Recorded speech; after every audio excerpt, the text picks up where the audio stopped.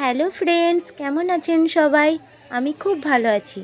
গত 24শে ফেব্রুয়ারিতে বড়মশাইয়ের জন্মদিন ছিল, তাই আমাকে আর ছেলেকে নিয়ে গেছিল ব্যারাকপুর দাদা বৌদি হোটেলে খেতে বিরিয়ানি।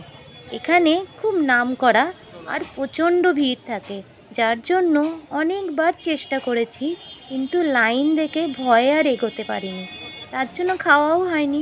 যাই হোক, এখন অফ সিজন ছিল, তাই ফাঁকা দেখে আমরা চলে গেলাম। নিচে দেখলাম অতটা ভালো লাগলো না, তাই আমরা উপরে চলে গেলাম। উপরে একটু দামটা বেশি, ঠিক আছে, কোনো অসুবিধা নেই, লিফটে করে চলে গেলাম। তারপরে উপরে গিয়ে যে সুন্দর ডেকোরেশনটা দেখলাম, খুব ভালো লাগলো। দারুণ লাইটিং ব্যবস্থা, প্রত্যেকটা জিনিস খুব সুন্দরভাবে সাজানো হয়েছে, অপূর্ব লাগছিল। আমার তো খুবই মন ভরে গেল, ভিডিও করতে শুরু করে গেলাম। তারপরে আস্তে আস্তে এগিয়ে গেলাম টেবিলের দিকে। যে টেবিলটা পছন্দ হলো বসে পড়লাম, কারণ হচ্ছে ফাঁকা ছিল, এমন কোনো ভিড় ছিল না, লোক ছিল কম। যাক, ভালোই হলো, আমি একটু ঘুরে ঘুরে ভিডিও করতে লাগলাম। তা তারপরে আমাদের বসার পর দিল মেনু কার্ড। মেনু কার্ডে দেখলাম, হ্যাঁ, বিরিয়ানি বলো, যে কোনো জিনিসে বলো, প্রাইসটা একটু বেশি। ঠিক আছে, চলবে, চলো, ঘুরতে যখন এসেছি, খেতে যখন হবেই বিরিয়ানি, টেস্ট যখন করতেই হবে।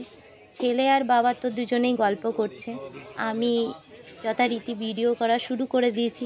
খুব ভালো লাগছিল, তা ঘুরে ঘুরে একটু ভিডিও করলাম। আর অপেক্ষায় আছি কতক্ষণে আসবে বিরিয়ানি।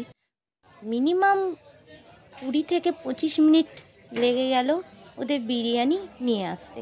যাই হোক, অবশেষে চলে আসলো। আসার পর যা কোয়ান্টিটি দেখলাম, খুবই কম প্রাইস অনুযায়ী। যাক, ঠিক আছে, খেতে শুরু করি। এত জঘন্য খেতে, এত জঘন্য কোয়ালিটি আমি আমার লাইফের জীবনে খাইনি।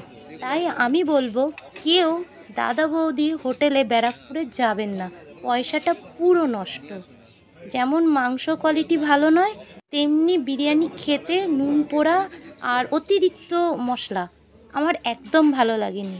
আমি অনেক রেস্টুরেন্টে গেছি, কিন্তু এত বাজে কোয়ালিটি খাবার খাইনি। যাই হোক, মন খারাপ করে ভিডিও মানসিক